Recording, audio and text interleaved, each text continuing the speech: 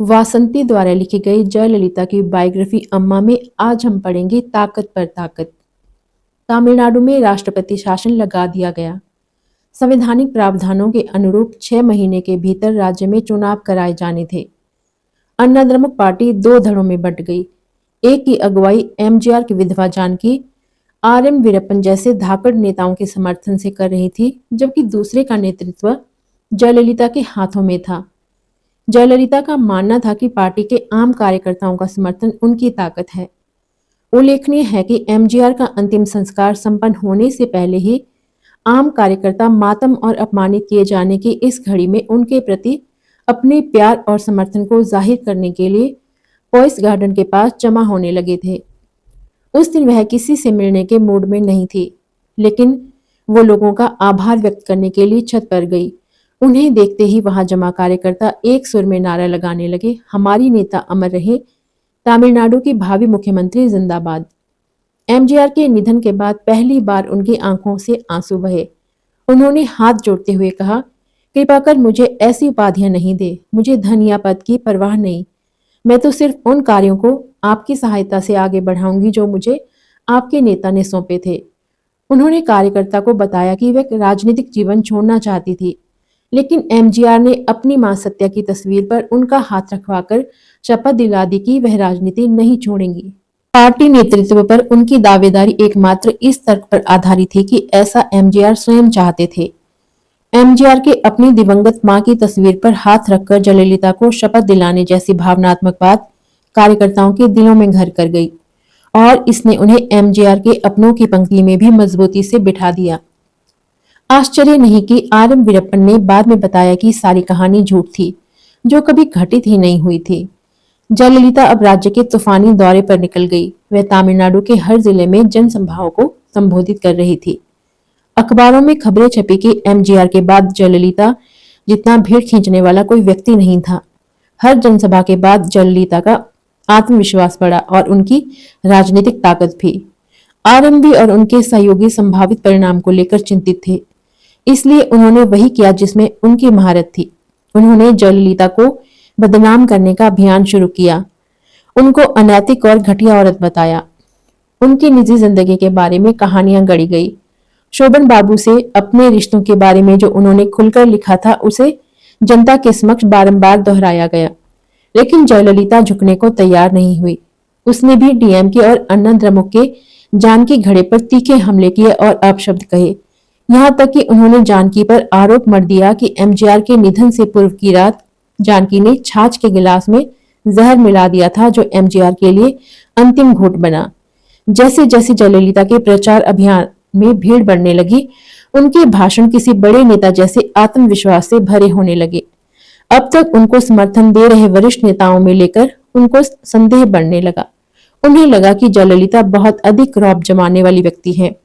कईयों ने उनका साथ छोड़ दिया और उन पर हमला करने वालों के साथ हो लिए। 1989 के विधानसभा चुनावों के परिणामों का मुख्य संदेश स्पष्ट था। क्योंकि अन्नाद्रमुक दो धड़ों में विभाजित हो गया था, अन्नाद्रमुक समर्थकों के वोट बंट गए, जिसके चलते 13 साल से राजनीतिक अनिश्चितता में रह रही डीएमके को बहुमत के साथ सत्ता में वापसी करने का मौका मिल गया।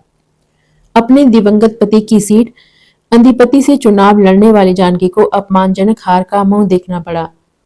उनके अनेक समर्थकों की जमानतें जब्त हो गई और उनके धड़े को मात्र एक सीट हासिल हुई और जयललिता, जिनके धड़े को 27 सीटें मिली थी, विपक्ष की नेता बन गई।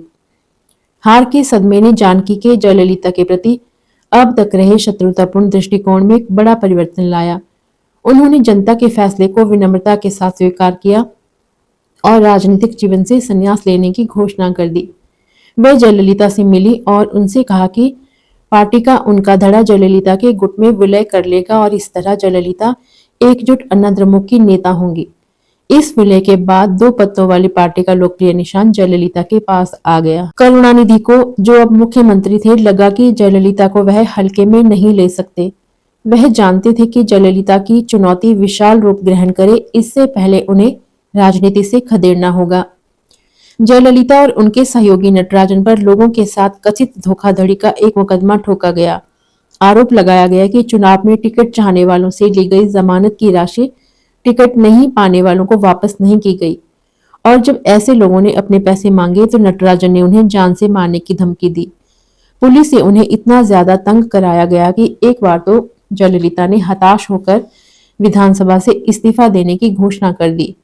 उन्होंने स्पीकर के नाम इस आशय का एक पत्र भी लिख दिया था, लेकिन कहा जाता है कि पार्टी कार्यकर्ताओं ने उन्हें पत्र भेजने से रोक लिया।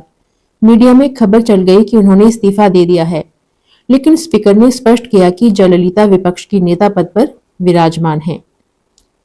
इसके बाद जो हुआ वह विचित्र था।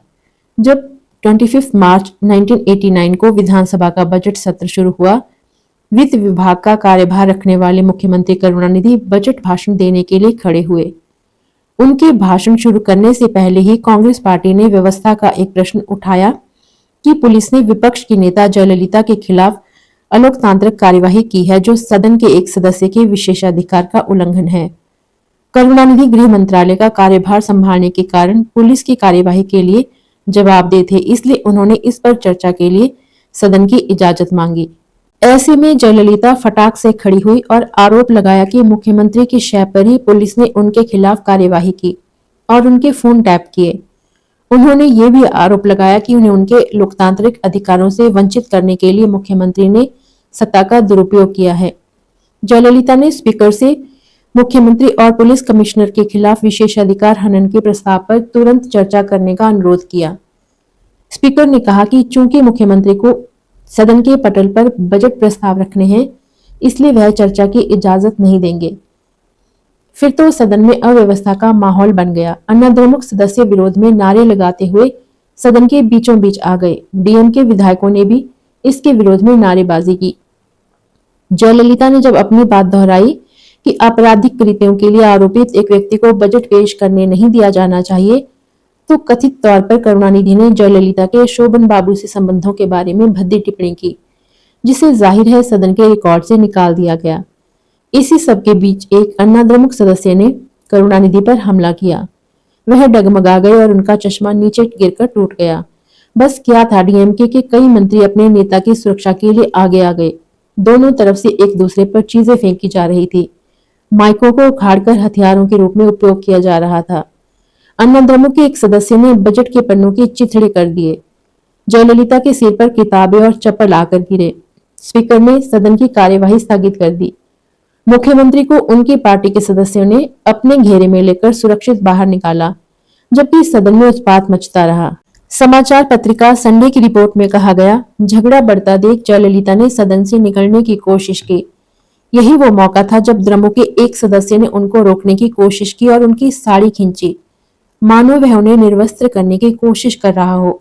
जयललिता फर्श पर गिर चुकी थी और उठ खड़े होने का प्रयास कर रही थी। अन्ना द्रमुक के हट्टे कट्टे नेता ने द्रमुक सदस्य की धुलाई कर जयललिता को मुक्त कराया। बुरी तरह घबराई और सुबकती जयललिता को अन्ना द्रमुक विधायकों ने सदन से बाहर निकाला।